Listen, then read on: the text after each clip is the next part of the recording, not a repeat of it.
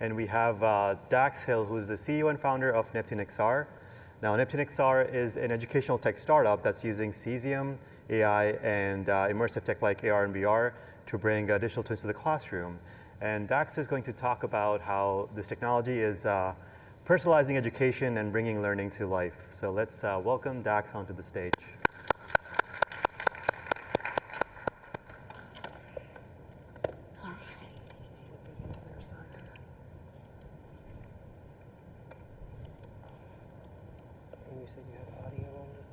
I do.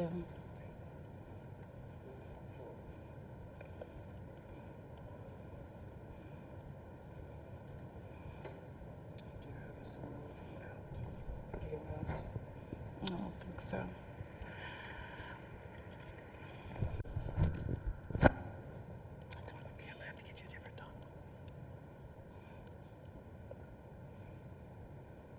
How's everyone doing today? Good, good. All right. We're gonna figure out my audio because I have a video that I want to show you halfway through. Excellent.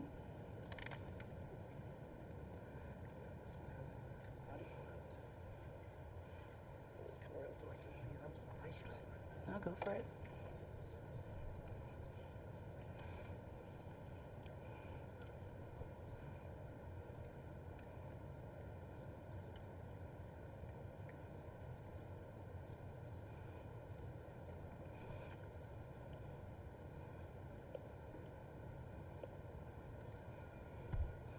All right, so is everyone excited to talk about Edtech? Let me hear some noise. Make some noise for Edtech. And it's truly an honor to be presenting at this year's Cesium conference. And I'm really excited to talk to you about a company that I founded not long ago called Neptune. I'm probably the least techie person here, so this won't be a deep dive into the architecture. We'll touch on that a little bit, but this is really about the problem that I'm looking to solve. So who am I? And why do you want to know more about revolutionizing education through digital twins? I'm here to talk to you about Neptune, and my name is Dax Hill. So by way of background, I have a bachelor's in computer science from Long Island University, Brooklyn, New York, or Brooklyn. I also have a master's in operations management, and I'm a recent graduate of the Wharton School, where I recently completed my executive MBA. I also happen to be the founder of Neptune. And I love a good quote. So I'm sharing one with you here, and it's from Lisa Cron. She is an author, and it says, "Story, as it turns out, was crucial to our evolution, more so than opposable thumbs. Opposable thumbs let us hang on, but stories tell us what to hang on to." So that is my intention today, to share a couple of stories with you. But first, raise your hand if you or someone you know has been diagnosed or you suspect may have ADHD. All right, that's about half of the room, okay. So for those of you who can relate to that question, maybe have that person in the back of your mind as you listen to this story.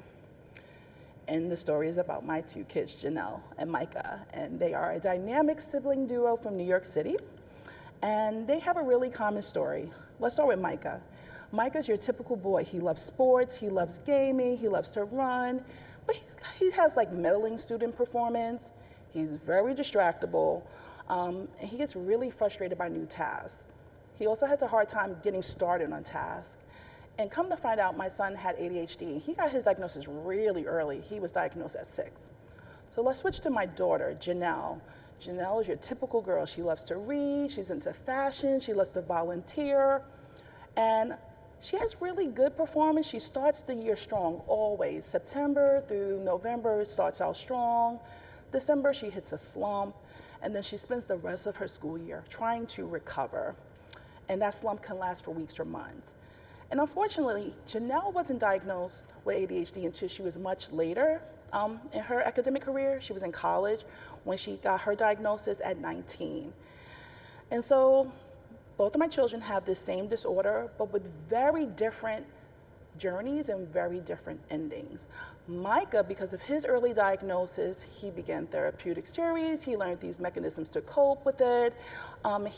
He was provided with support all throughout his educational journey. Janelle, on the other hand, because she had the late diagnosis, she did not get that support or assistance in the school setting. In fact, she struggled all of her school career. And that affected her ability to pursue certain schools when it was time to apply for college, and it limited her options in several ways. And so I thought, how many girls and how many kids are out there like my child, like my Janelle? Sorry for that. So I started to do some research, and I realized that ADHD is a super common disorder. At last count, the CDC reported that over 7 million children have been diagnosed with ADHD, but it's suspected that many more actually have it, and they are just not diagnosed. And ADHD kids become ADHD adults. Somewhere in the range of 8 million adults are diagnosed with ADHD. And so I'm like, that's interesting. Well, what explains why my son got the diagnosis and my daughter didn't? It just so happens that boys are 3 times more likely to be diagnosed with ADHD than girls, simply because of how the symptoms manifest themselves. Boys tend to have more visible, more obvious in a way, kind of symptoms, whereas girl symptoms can sometimes be confused for something else. I'm not a doctor, I'm not pretending to be, I'm simply citing the research, and if you're interested, I can share this deck afterward. And then lastly, there's a lot of barriers to treatment. When talking to providers in this space, the diagnostic complexity, the cost of administration, the cost of actually linking the child to treatment can be a real barrier to actually providing the support that individuals need. And I thought, we gotta do better than that. We need something different. And so I started working on Neptune. So Neptune is a platform. We use machine learning, extended reality, to assist in the diagnosis of ADHD, as well as support personalized learning of students with ADHD and any other learning issue for that matter. So how does it work? So imagine you are in a classroom, the student puts on a headset, and Neptune runs a diagnostic simulation. In fact, the simulation is a digital twin of their classroom. So they see everything in Neptune that they would see in the real world. They even have a digital version of their teacher, but the teacher is AI. The student doesn't know that, but I'm telling you. And the great thing about a digital AI teacher is that AI teacher can adapt its style to the user, a type of personalization that is really hard to scale in the real world. But back to how it works.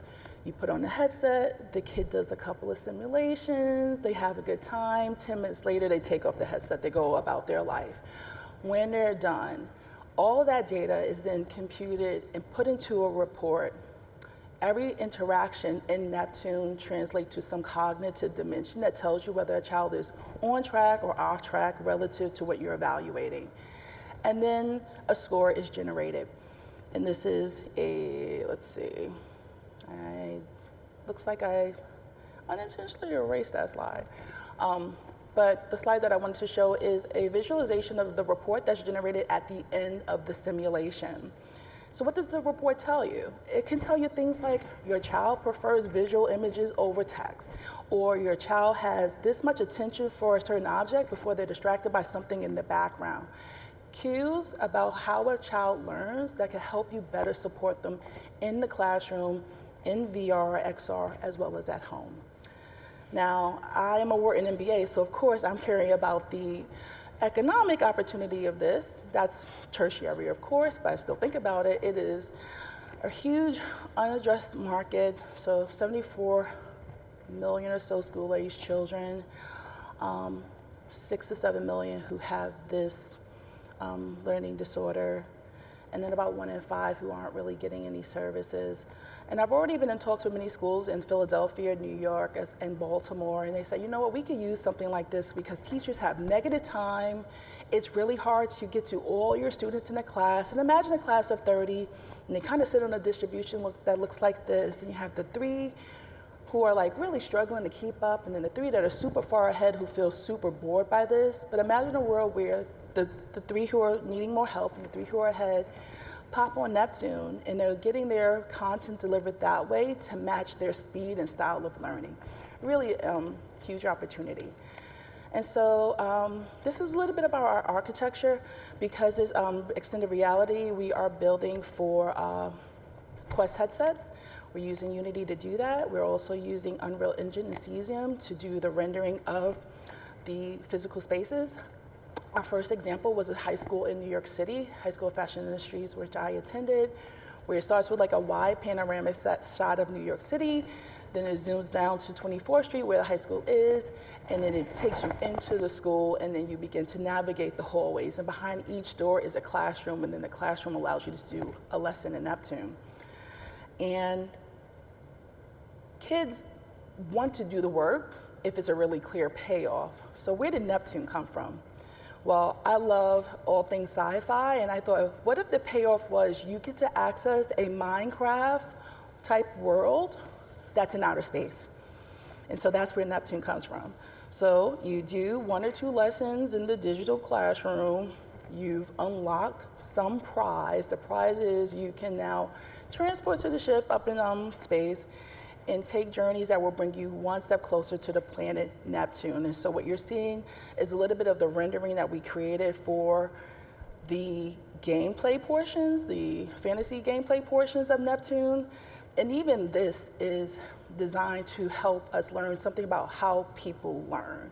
So every interaction we're measuring, we're doing eye tracking, we're introducing challenges in the game that tell us a little bit about how people use your critical decisioning abilities to make a certain answer or decision. And we're factoring all that back into the model to better personalize the AI teacher to better support the kid. This is the report. At the end, it shows you a little bit something that looks like this. So it has this index. It's a proprietary index that we came up with that means something to us. And then the smaller buckets show you like, how are they doing on things like executive functioning, time on task, self-control, working memory, organization, and so forth. So where is Neptune today? We're not in market. We are actively running pilots with different schools. We hope to bring this to market later this year. And if you're interested in learning more and following our journey, we do have a site. It is okneptune.com, where you can take a look and learn more. But the last thing I want to show you is a video that we created, sort of like a hype video of Neptune and giving people a reason to care. So I'm going to end with that, and then I'll pause for questions.